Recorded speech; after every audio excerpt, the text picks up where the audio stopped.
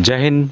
Welcome आपका axis bank jobs and welfare channel में। तो आज हम बात कर रहे हैं पूर्व सैनिकों के लिए ग्रामीण बैंक के अंतर्गत जो वैकेंसीज निकाली गई है। हर स्टेट में ग्रामीण बैंक होता है और उस ग्रामीण बैंक में क्लरिकल की जो पोस्ट होते हैं उसको फिल करने के लिए वैकेंसीज निकाली गई है।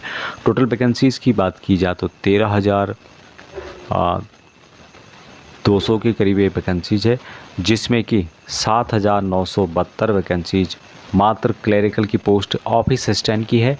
और ऑफिस असिस्टेंट की जो वैकेंसीज है इसी के लिए पूर्व सैनिक अप्लाई कर सकते हैं। इसमें रिजर्वेशन दिया जाता है। यहाँ पे आप देख पा रहे हैं institute of banking personal selection board की तरफ से ये वैकेंसीज है। मल्टी जो पर्पज़ है ऑफिस असिस्टेंट की और अन्य भर्ती भी निकाली गई है ऑफिसर स्केल 1, 2, 3 के। लेकिन हम बात करने वाले हैं ऑफिस असिस्टेंट यानी क्लरिकल की पोस्ट के लिए रीजनल रूरल बैंक यानी कि ग्रामीण बैंक के अंतर्गत ऑनलाइन के माध्यम से IBPS की जो ऑफिशियल वेबसाइट है उसके माध्यम से अप्लाई कर सकते हैं। ऑनलाइन के माध्यम से 1/9/2025 से लेके 21/9/2025 अप्लाई कर सकते हैं और इसी डेट तक आप फीस भी जमा कर सकते हैं। एप्लीकेशन में कुछ एडिट करना है, करेक्शन वगैरह मॉडिफाई करना है तो इसके लिए जो IBPS की ऑफिशियल वेबसाइट है उस पर आपको नोटिफाई किया जाएगा। अभी बात करें ऑनलाइन प्री एग्जामिनेशन की तो इसके लिए जो कॉल लेटर है यहाँ डाउनलोड होना शुरू हो जाएंगे नवंबर-दिसंबर 2025 में, और नवंबर या फिर दिसंबर 2025 में ही प्री एग्जामिनेशन होने वाले हैं। प्री एग्ज़ाम का जो रिज़ल्ट आएगा दिसंबर 2025 या फिर जनवरी 2026 में आएगा। मेन एग्ज़ाम जो होगा इसका दिसंबर 2025 या फिर फरवरी 2025 में होने वाला है। अभी यहाँ पर प्रोविजनल अलॉटमेंट जो आपको दिया जाएगा जब आप यहाँ पर पास हो जाते हैं, कंप्लीट हो जाते हैं, तो फरवरी या मार्च 2026 के अंतर्गत दे दिया जाएगा। बैंक एक ऐसी संस्था है जहाँ पर कि जो सिलेक्शन प्रोसेस है वहाँ सबसे जल्दी होता है। पूर्व सैनिकों के लिए 2 टाइप की वैकेंसीज है, एक नॉर्मल एक्सेसमैन और एक है डिसेबल एक्सेसमैन। यहाँ पर स्टेट वाइज कितनी वैकेंसीज किस स्टेट में रिजर्व है उसकी जानकारी यहाँ पर दी गई है। ऑफिस असिस्टेंट यानी कि मल्टीपर्पज़ क्लरिकल की जो पोस्ट है जिसमें कि आंध्र प्रदेश के अंतर्गत आपको 15 और 7 वैकेंसीज मिलेगी। 15 वैकेंसीज है नॉर्मल एक्सेसमैन के लिए, 7 वैकेंसीज डिसेबल एक्सेसमैन के। और अरुणाचल प्रदेश में कोई वैकेंसीज नहीं है। आसाम के अंतर्गत 16 और 7 वैकेंसीज दी गई है। बिहार के अंतर्गत 36 और 15 वैकेंसीज है। छत्तीसगढ़ के अंतर्गत 31 और 13 वैकेंसीज है। 31 वैकेंसी नॉर्मल एक्सेसमैन के लिए है, 13 वैकेंसीज डिसेबल एक्सेसमैन के लिए जारी की गई है। उसी तरह से यदि गुजरात की बात करें तो 30 और 13 वैकेंसीज है। हिमाचल प्रदेश के अंतर्गत 5 और 0 वैकेंसीज हैं। जम्मू कश्मीर की बात की जाए तो 5 और 2 वैकेंसीज हैं। झारखंड में 9 और 0 वैकेंसीज हैं। कर्नाटका के अंतर्गत 80 और 36 वैकेंसीज हैं। केरला के अंतर्गत 35 और 14 वैकेंसीज हैं। मध्य प्रदेश में 54 और 24 वैकेंसी इनके द्वारा जारी की गई हैं। उसी तरह से महाराष्ट्र के अंतर्गत 10 और 4 वैकेंसीज हैं। मणिपुर के अंतर्गत 1 और 0 वैकेंसीज है।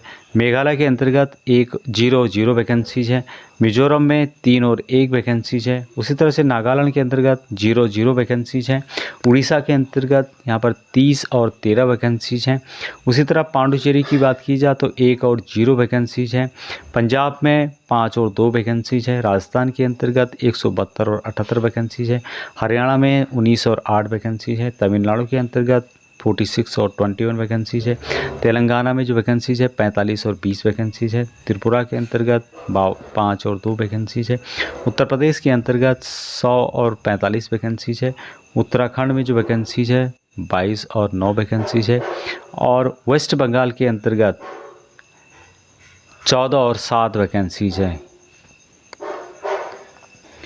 ऑफिस असिस्टेंट के जो पद हैं उसके लिए एजुकेशन क्वालिफिकेशन जो रखी गई है 18 से लेकर 28 साल रखी गई है। पूर्व सैनिकों को एज रिलैक्सेशन एज पर सेंट्रल गवर्नमेंट रूल के अनुसार दिया जाएगा। जितनी पूर्व सैनिक और डिसेबल एक्सेसमैन हैं, टोटल जितनी आपकी एज है उसमें से जितनी आपने सर्विस की माइनस करने के बाद जो जनरल हैं उनको 3 साल माइनस करना है, और जो डिसेबल एक्सेसमैन है और SC ST कैटेगरी के हैं उनको 8 साल तक भी छूट दी गई है। ऑफिस असिस्टेंट मल्टीपर्पज़ के लिए एजुकेशन क्वालिफिकेशन बैचलर डिग्री रखा गया है, किसी भी स्ट्रीम से आपने किया हो। दूसरा है कि यहाँ पर लैंग्वेज टेस्ट भी होगा। जिस स्टेट के लिए आप लोग अप्लाई कर रहे हैं लिखना पढ़ना और बोलना उसी स्टेट का आपको आना चाहिए। लेकिन पूर्व सैनिक जो भी 10वीं पास है, जिन्होंने 15 साल सर्विस की और जो पेंशन ले रहे हैं, जिनके पास डिफेंस का दिया हुआ सर्टिफिकेट है जो कि ग्रेजुएशन से रिलेटेड, तो वो इन वैकेंसीज के लिए अप्लाई कर सकते हैं। एजुकेशन फीस मात्र 175 रुपये पूर्व सैनिक और कुछ कैटेगरी के लिए रखी गई है। बाकी जनरल के लिए 850 रुपये है और जो ऑफिसर स्केल है उनके लिए भी अलग देखने को मिलेगा। सिलेक्शन प्रोसेस की बात की जाए तो सबसे पहले यहाँ पे प्री होगा, उसके बाद होगा मेन और उसके बाद होगा यहाँ पर लैंग्वेज प्रोफिशिएंसी टेस्ट। तो 3 स्टेज यहाँ पे होने वाला है। उसके बाद होगा मेडिकल और डॉक्यूमेंट टेस्ट हुआ। तो ऑफिस असिस्टेंट के लिए प्री एग्जामिनेशन जो होगा, जिसमें कि रीजनिंग से रिलेटेड, न्यूमेरिकल से रिलेटेड 40 क्वेश्चन 40 नंबर के इस तरह से पूछे जाएंगे, जिसके लिए 80 क्वेश्चन होंगे।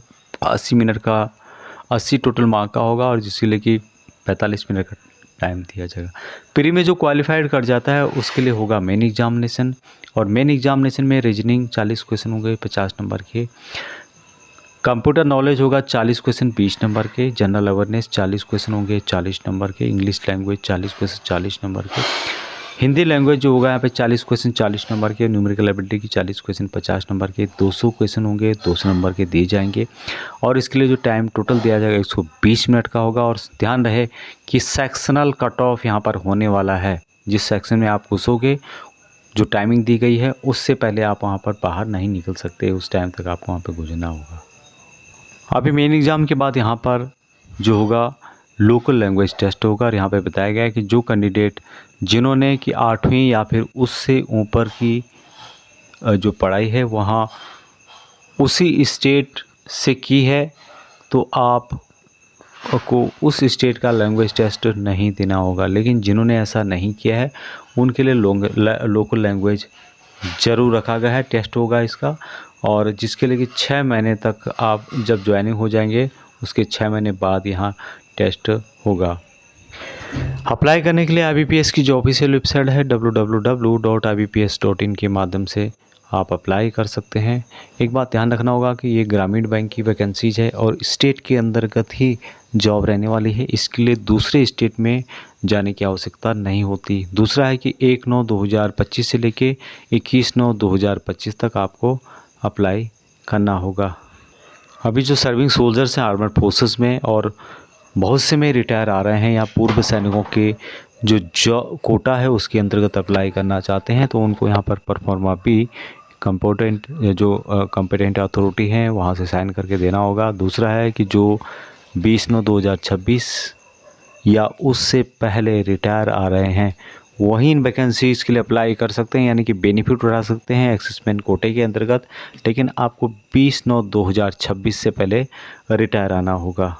और सबसे इम्पोर्टेंट बात है कि यहाँ पे प्रोटेक्शन कम्प्लीटली दिया जाता है, तो अच्छी खासी सैलरी यहाँ पर बन जाती है जो कि पे फिक्सेशन के बाद आपको दी जाएगी। संबंधित यदि आप इसका नोटिफिकेशन चाहते हैं तो वीडियो के डिस्क्रिप्शन में आपको लिंक मिल जाएगा।